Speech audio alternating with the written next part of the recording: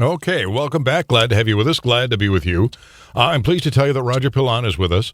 We are talking about the Constitution. We've covered the Declaration of Independence and some of the things that the Founding Fathers envisioned. We're about to talk about the biggest changes in the Constitution, which I think came mostly from interpretations of what the Founding Fathers had written. But there are some things that happened before that big change in the 1930s. And one of them, Roger, is the invention of the Federal Reserve, which some people think is actually the federal government, but it's not exactly, is it? No, it's one of those quasi-agencies, of which there are several, that is part private, part public. I mean, the president gets to nominate the members of the board. They're actually, technically, I believe, the bank is or the Fed is owned by the banks that it regulates, and so it's a very complex arrangement, and it's been a very controversial arrangement from its inception. And it's no accident that it is one more example of the idea of the progressives, that they could social engineer so many changes in society. And in fact, let me just note that we at the Cato Institute have just published a new book by Richard Timberlake, emeritus down at the University of Georgia, called Constitutional Money, a review of the Supreme Court's monetary decisions, which goes into great detail about the history of all these changes in our constitutional approach to money, including the Fed itself, of course. One wonders how we existed without a Federal Reserve all those years.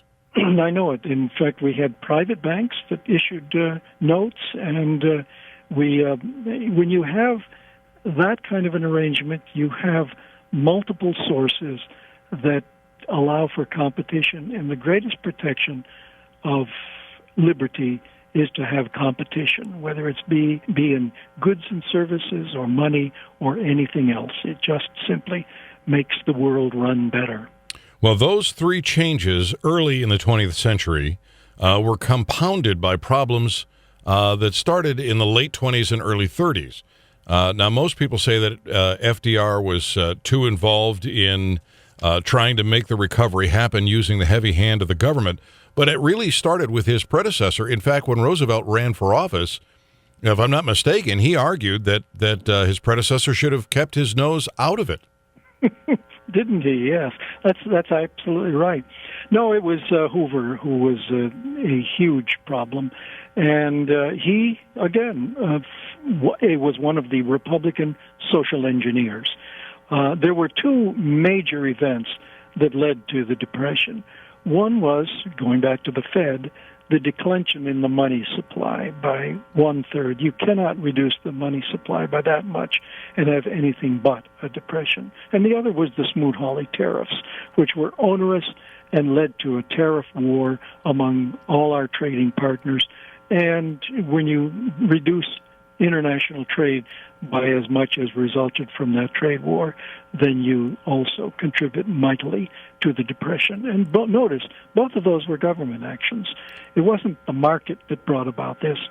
Just like in our own meltdown in 2008, it was government actions that brought about this latest economic recession. Was the intention with Smoot-Hawley kind of protectionism to help our manufacturers, our producers?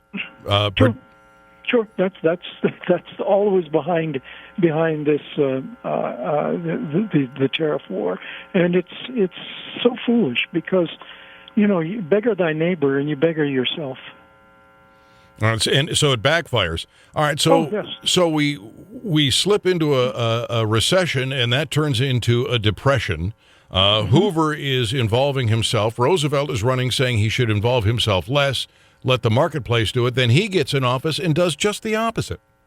Yes, that's right. I mean, what he undertook was a massive program, and the result of both what the progressives did in the early decades of the 20th century and what Roosevelt did through the New Deal was to actually reduce competition, reduce free markets, and cartelize whole industries.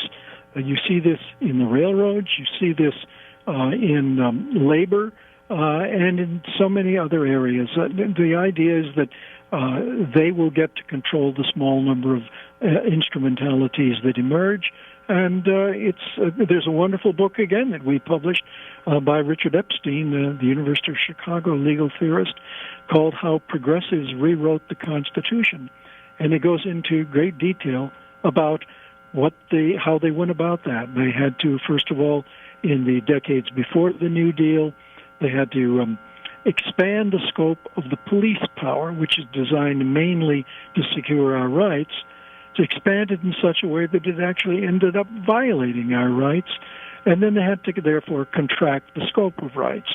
And then once the New Deal came along, they used the constitutional powers, the Commerce Clause and the General Welfare Clause in particular, to expand the role of the federal government. The early decades of the century, much of the social engineering took place at the state level. During the New Deal, it switched to the federal level. Many of the attempts by the Roosevelt administration were rejected by the early Supreme Court, were they not? Yes, during the first 4 years of the Roosevelt administration. And in fact, here, a wonderful book that discusses this is William Leuchtenberg, Leuchtenberg, called The Supreme Court Reborn, written in 1995. It is a wonderful history of the New Deal and the role of the court in the New Deal and the play between the Roosevelt administration and the court. During the first 4 years, there were a number of programs that were put forth, the National Recovery Act, for example, that were found unconstitutional by the Supreme Court. And that led to a great debate within the administration of Franklin Roosevelt during those 4 years about whether the 9 old men, as they were called on the court, had it right with respect to the Constitution, or whether they had it wrong and all we need to do is replace them with people who will see it our way. And that debate took place, but eventually it came to a head in 1937, okay. January of 37. All right. Well, I'm gonna pause here because Sure. we have to because my producer is one of those greedy libertarian conservatives who insists his paycheck not bounce. But we've got some great sponsors. We'll pay homage to them, and then we'll come back and find out what happened in 1937 that began to change things at the Supreme Court level. Our guest is Roger Pilon. He is the founder and director of the Cato Institute Center for Constitutional Studies. It is the Gary Nolan Show on the Zimmer Radio Network.